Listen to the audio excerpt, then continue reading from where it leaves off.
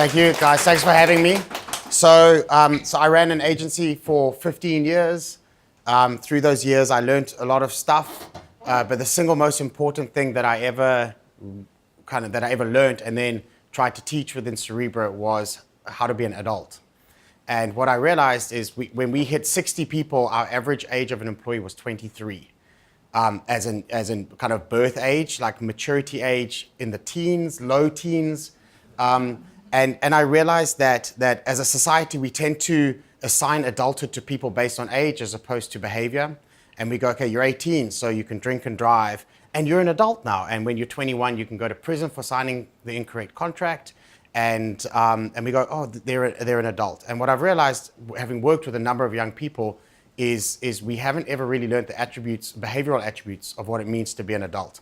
And so that's kind of what I want to start with, and then I'm going to end with our emotional bandwidth management. And what I realized for me, the biggest difference or the biggest attribute of people who I deem to be adults and adult behavior is people who are able to manage their emotions.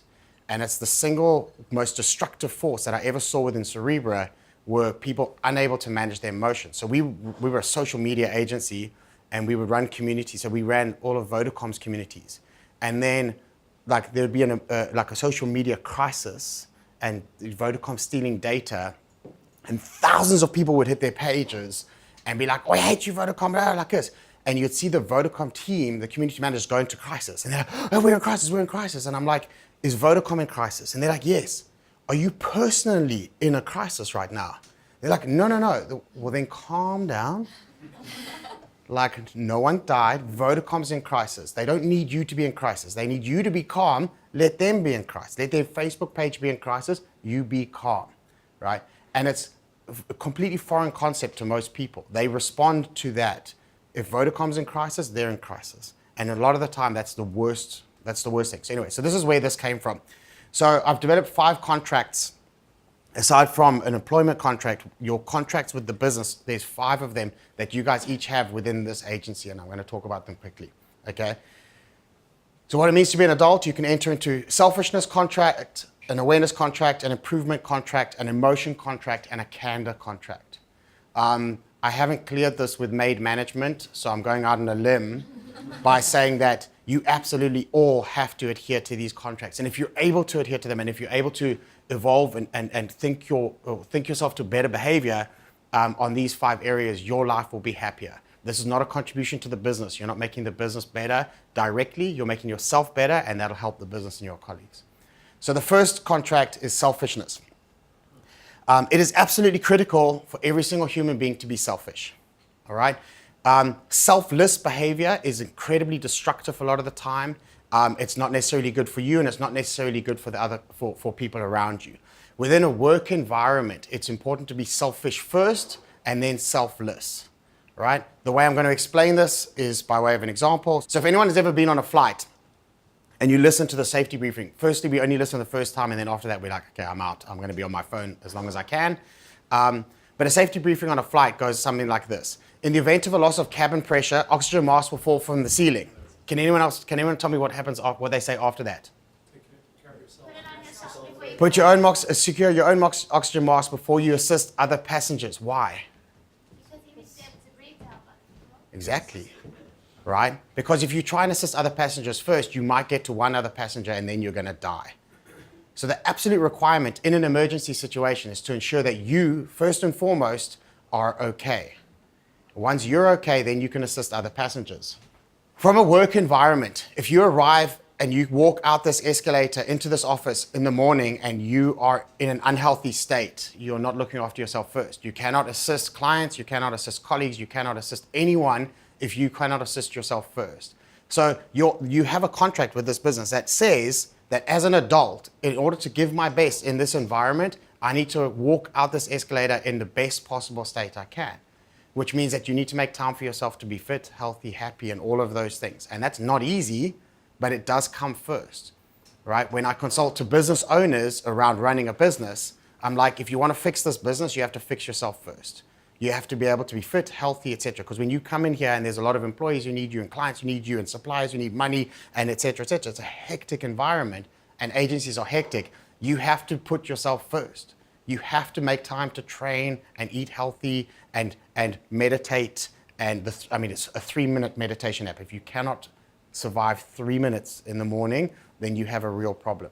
But selfishness is an absolutely critical contract that you have to implement. So that's the first one. The second one is awareness. There's quite a long-winded example around this. I'll try to get through it relatively quickly. One of my favorite concepts on the planet is that fate is a hunter. And we get this wrong. We think that fate is something that waits for us, and it doesn't. Fate hunts us, all right? Especially bad fate. Like if we have bad things coming, they accelerate, they come towards us. And the example is from a book called Fate is a Hunter. And it was a guy who did a research project of bush pilots in Alaska. And he researched every single plane crash, all the little Cessnas and that kind of stuff that fall out of the sky. Now, in theory, these planes should never crash because they're piloted by incredibly experienced pilots, and they're quite difficult to crash, actually.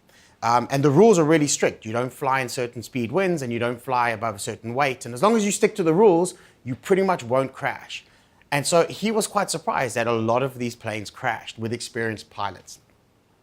And when he did his research, he realized that these experienced pilots had so catastrophically broken the rules around weight and airspeed that he couldn't believe it. He's like, how does someone who's done 10,000 flights fly with double the weight and in twice the wind speed that you're allowed to?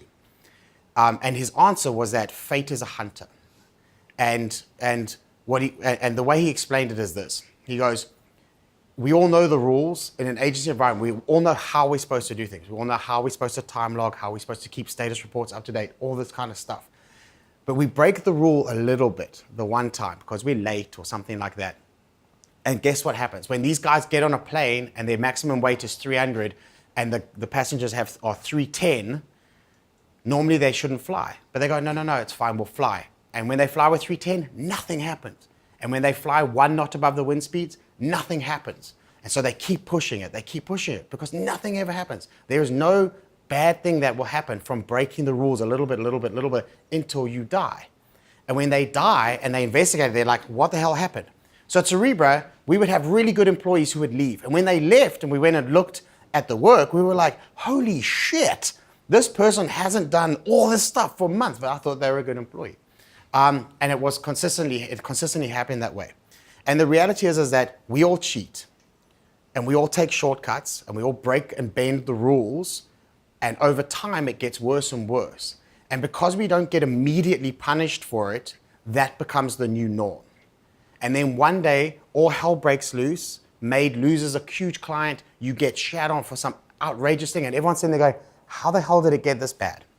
And it got that bad because you allowed the very first time, you allowed yourself to do it, and there was no consequence to it.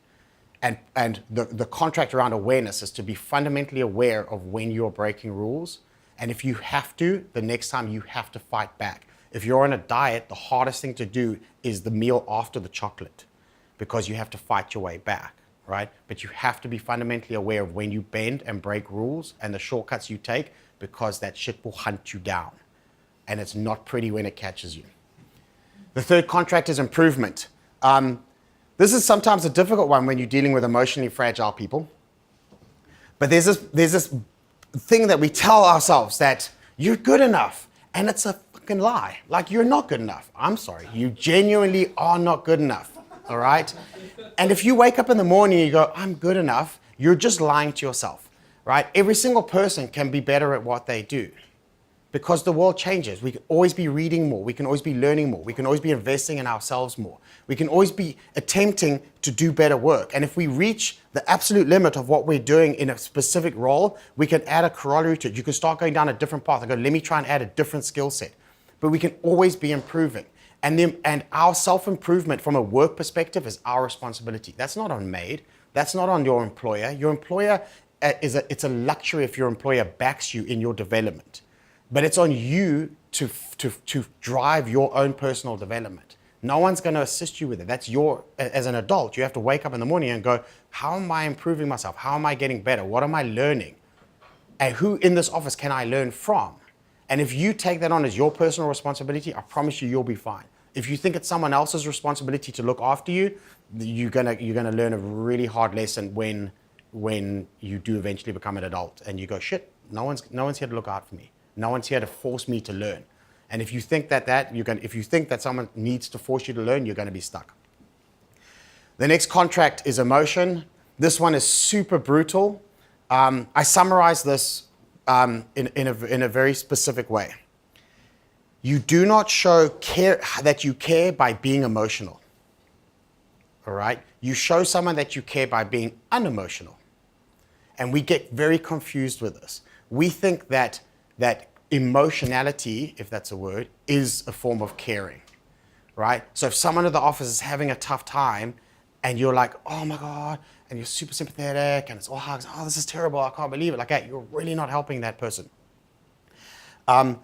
Every single person in this room is a professional. By strict definition, if you're paid to do what you do, you're a professional. So you're a professional designer or you're a professional client service person, right? We tend to assign the term professional to people like surgeons and doctors and stuff like that.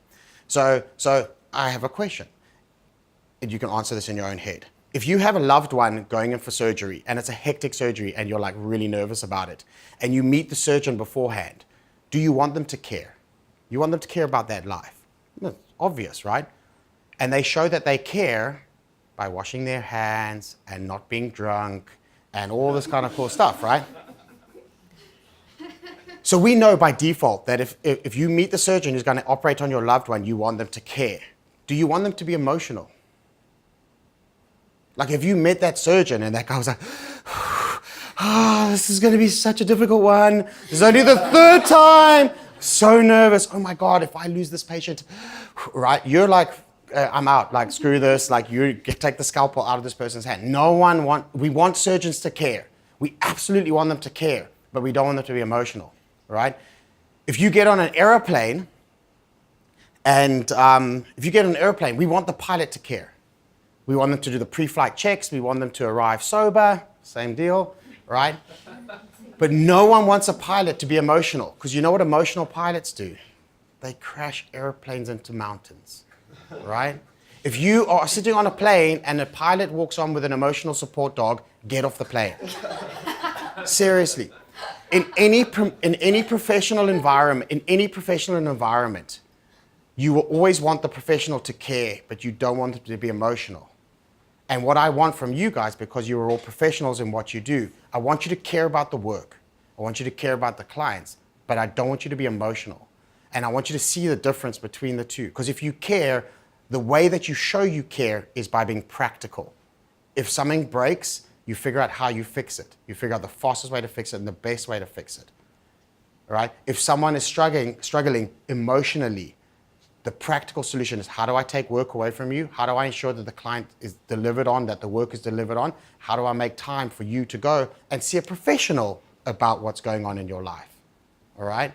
Like, the caring is a very practical thing. It is not an emotional thing. And for me, it's a critical lesson. And the final contract that you have as an adult is candor. If you want to do a Google search for the term radical candor, there's an amazing video from one of the senior HR people at Google. And I encourage you to go watch it. Now, what I mean by a candor contract is that you have to be able to tell someone in a very simple, unemotional way what they need to hear. All right? And the rule is this: you are only responsible for what you say. You're not responsible for how someone receives a piece of information. And the moment you start stressing about how someone will receive a piece of information, it will bastardize the way that you need to deliver it. Right? So if I need to tell you that piece of work is not good enough, I need to be able to walk up to you and go, this piece of work is not good enough. Here's what I would like you to do.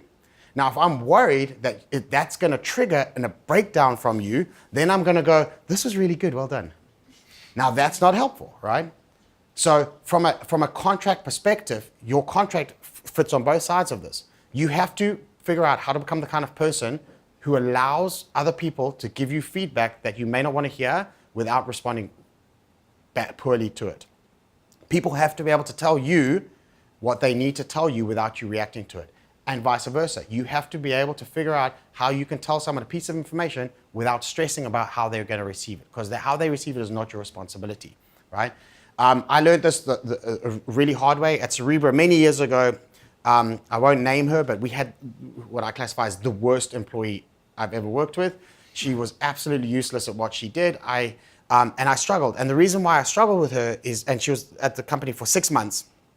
I struggled because she was hyper defensive, right? And the irony is, how do you tell a defensive person that they're defensive? Well, you go, you're defensive. No, I'm not. Good talk, right? Like, you're done. Like, if you don't believe you're defensive, I'm not going to be able to convince you of that, right? And she was super defensive. And so, but I was also scared because I knew that if I had to kind of scratch through and have a go at her, that she would punish me for it, that the response would be a punishment for me going after her. And I was terrified of that. I was so worried about how she would respond if I even hinted at the fact that she was useless. So I'd be like, this is like, by the end of the conversation, I was like telling her, no, it's good, like trying to encourage her, et cetera, et cetera. And after 6 months, her one and only client that she was on fired us, asked for all their money back. And I was like, what are you talking about? And they were like, she hasn't done a single piece of work. Not a single deliverable has been achieved. And so naturally, I did what most business owners do. I absolutely lost my shit. And I screamed blue murder at her, and I was throwing things and I was kicking shit because it was 6 months of me not being able to tell her all came out at once. It wasn't a good thing, right? And what she said destroyed me. I went after her so badly, and she just stood there. And at the end of it, of me telling her how I thought she was useless and terrible and the worst employee ever, she went, why did you never tell me? And I was like, oh, damn. Like, I never actually told her. I was way too afraid. I tried to tell her on many occasions, but I never succeeded. I never actually told her. And if I just believed in this at the very early stages, if I just said to her, listen, you're not doing a very good job. There are some issues here. The delivery is not happening. How can we fix this? What do you need to help? If I'd just been able to do that, and that was me, I realized that I wasn't mature enough to deal with that. And it was a catastrophic mistake. So all I can tell you is from a candor perspective, you have to be able to just tell people directly without worrying about their feelings. And your responsibility is to be able to receive information without it being an emotional receipt. Okay. So those are the 5 contracts. Please try stick to them. Please try remember them. I'll send you the slides if you need to, right? So now very quickly, I'll end with the emotional bandwidth management. This came up at Cerebro a lot. People were struggling with, from a bandwidth perspective, we only have so much bandwidth for caring and for being emotional, and people were struggling with what was going on, and they were getting overwhelmed, all right? So this is a guide to deciding what you should and should not spend your valuable time worrying about, and how to free up time and emotional bandwidth to do the things that make you happy. So the way I try to solve it is by looking at things as in the format of a problem matrix. So you can get 4 quadrants, right? So you've got things that are your problem, and you've got things that are not your problem. And you've got things that you can change, and you've got things that you can't change. And everything that's happening in your life can fit into any one of these quadrants, right? So we get Q1, it's your problem, and you can change it. Q2, not your problem, but you can change it. Q3, it's your problem, but you can't change it. And Q4, it's not your problem, and you can't change it. All right? And then you've got this little black triangle down the bottom here that is the 7th circle of hell, which is things that are genuinely not your problem and you seriously can have no impact on them. All right? So quadrant 4, it's not your problem and you can't change it. That's drama. Like if you're spending any of your time on something that is not your problem and you cannot change it, you are simply being dramatic. All right? And like, yes, like everyone loves a little bit of drama, but it really isn't healthy, and you're not doing anything in the world. You're not improving anyone's life. You're literally wasting your life worrying about something that's not your problem that you can't change. It is purely the drama quadrant. Quadrant 3, which is your problem and you can't change it, is the anger blame, right? I'm way too short for my liking, but I can't change it, so I'm just going to be an angry short guy, right? That's the classic one, right? And everyone has this. Every single person has this, right? It's something that you cannot change, but it is an integral problem that you have, but you can't change it. And it's where the prayer of serenity comes from, which is giving me the grace to stop worrying about the things that I cannot change. Quadrant 2 is not your problem, but you can change it. And this is a guilt problem, right? This guy is homeless. I can solve that right now. Should I or shouldn't I? right? And if you do, great. And if you don't, guilt, right? But it's not your problem, but you can change it. And we spend a lot of time having guilt around these things. I know that I could materially fix this problem and change this person's life or do whatever it is, but it isn't my problem. So how do I do it? Because I can give money to the first, if you're in Joburg, I can give money to the first beggar at the traffic lights. And then do I give money to everyone at the next 16 traffic lights on my way to my meeting? And then the 3 car guards and then all the way home again. Like, how do I deal with this, right? And then the final quadrant, your problem, and you can change it. That's an action quadrant. I have a problem, I'm in pain, I know how to change it. Well, that's a pretty simple equation that everyone knows how to figure out. All right. So how do we deal with this? How do we deal once if you draw this out and you list all of your problems and you put them in all the different quadrants, this is how you deal with it. First one's obvious, you just ignore it, right? It's obvious but not easy, because Trump splitting parents and their kids at the border is massively traumatic, but it's not my problem and I cannot do anything about it. So I have to train myself to ignore it. And that's difficult because that shit's addictive, because feeling helpless and feeling angry, anger is addictive, right? And there's a lot of stuff that's anger here, like what's going on in the world. And so it becomes a practical thing. How do I unfollow people on Twitter who keep pushing this shit into my timeline? How do I stop reading papers? How do I do this? Whatever it is that you need to do, you need to figure out how you ignore things that are not your problem, that you can't change. Q3, you have to accept as the prayer goes, and that may require counseling. It may require long chats with friends or doing something about it, going on a stretch machine, whatever it is. But you need to accept it. We'll save Q2 for last. Q1 is the easy one. It's your problem. You can change it, so you have to act. The moment you know it, it's obvious, you're like, okay, cool, I know what the solution is and I can act on it. Q2 is the problem, right? Because Q2, it's not your problem, you can change it. There's a lot of guilt involved. And so we ask ourselves a question. Anything that's sitting in Q2, and when I go through this, I'm imagining you all actually drawing this and having Post-its and listing your problems and sticking them in there. That's how I'm visualizing this, so you know. You have to ask yourself a question of everything that's sitting in Q2. And the question is this: will this become my problem in the future? If the answer is no, you push it down. Then suddenly you can't change it and you ignore it. It's really easy. Is this going to become my problem in the future? Nope. Sweet. I'm just going to ignore it. If yes, act on it. And that's it. Nothing can ever sit in Q2. It's an action. It's an active quadrant. You can't have things hanging around in quadrant 2. They have to move out. So at this point, I need to explain the difference between stress and distress. The designers would love the fact that I have difference between stress and distress. Never mind. But anyway, the difference between stress and distress is quite simple. Stress is healthy. Stress is a very healthy thing. When you take stress away from people, they freak out, right? The teen suicide rates in Scandinavian socialist countries are through the roof, because when you take away people's worry about crime, job security, your future, your retirement, and transport, schooling, and when you take away all of their worries, then they spend all of their time worrying about menial things like, do I have a date on a Saturday night? And we kill ourselves if we don't have dates on a Saturday night. South Africans, we're fine, right? South Africans, because we worry about crime, we worry about the government, we worry about soaring price of this. We worry about a shit ton of stuff here, which means mundane things are pushed right down that we really don't worry about, all right? When we remove stress from people's lives, they freak out. Stress is actually quite a good thing, right? But stress is things that have an answer. If you arrive at work, you're like, oh, I've got so much to do, I'm stressed. You're like, cool, we'll just do all the stuff and you won't be stressed, right? Distress is stress that doesn't have a solution, right? So it's things where you go, the only thing I can do about this right now is worry because there's no practical solution to getting this fixed. So the difference between stress and distress is whether there's a clearly identifiable solution. And I understand, like I spent a lot of time with anxiety, which is a form of distress, where you're going, I don't know what to do, I'm just feeling shit and there's no solution. That's distress. So when we go back to the matrix, anything that you can change is stress and anything that you can't change is distress, right? I worry about death because you can't change it, right?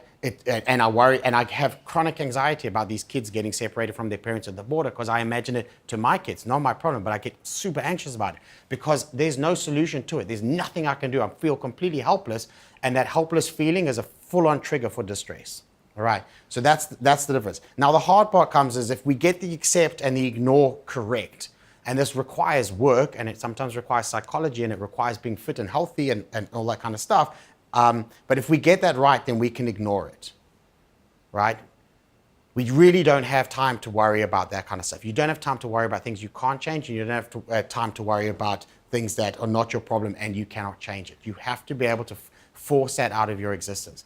The same thing around talking about blocking notifications and turning that shit off. Like, you have to recognize the difference between healthy and unhealthy. And things that you cannot change are fundamentally unhealthy in your psyche. The fact that Q2 is an active quadrant, nothing will ever sit in there. We'll place things in there, but it has to be active. So we're always going to be asking this question. Is it going to become our problem in the future, yes or no? If it's no, it moves down. If it's yes, it moves to act. But either which way, nothing resides in Q2. Nothing ever just sits there, which means by default, we won't have time for it because it'll be empty, which means all we're left with is quadrant 1, which is an action quadrant. Right? And again, this is really easy in theory, it's harder in practice. But essentially, if you can figure that out and you can block out and you can ask that question as often as you need to, you can move everything that needs to be moved into the action quadrant, or you can move everything out and just try and force it out of your bandwidth. And we're left with an action quadrant. And it's pretty obvious, like this becomes your to-do list. And it really is as simple as that. That's your to-dos. When you get up and when you're stressing or feeling distressed or whatever it is, go through that process of going, where is it in the quadrant? Why is it consuming so much of my time and so much of my worry? I can't get past this and I don't know what to do about it, which is when your brain is literally just spinning and you can't sleep and then you can't wake up and then it's like, it's a disaster. This for me is a tool that I'll sit down, I'll draw up my quadrant and I'll just go, where is it? What do I need to do? If I need to ignore it, how do I ignore it? If I need to accept it, who do I go and speak to? Like, how do I address this? How do I develop the tools to be able to stop worrying about the shit that I can't change and focus on things that I can have a material impact on? And if I can have a material impact on it, like my contract earlier about being emotional is going, I'm not just going to sit and be emotional about it. I'm going to convert it into action. What are the things that I can do to effect a positive action here and deal with it? All right. And that's it. And that's your to-do list. And that's me. Thank you, guys.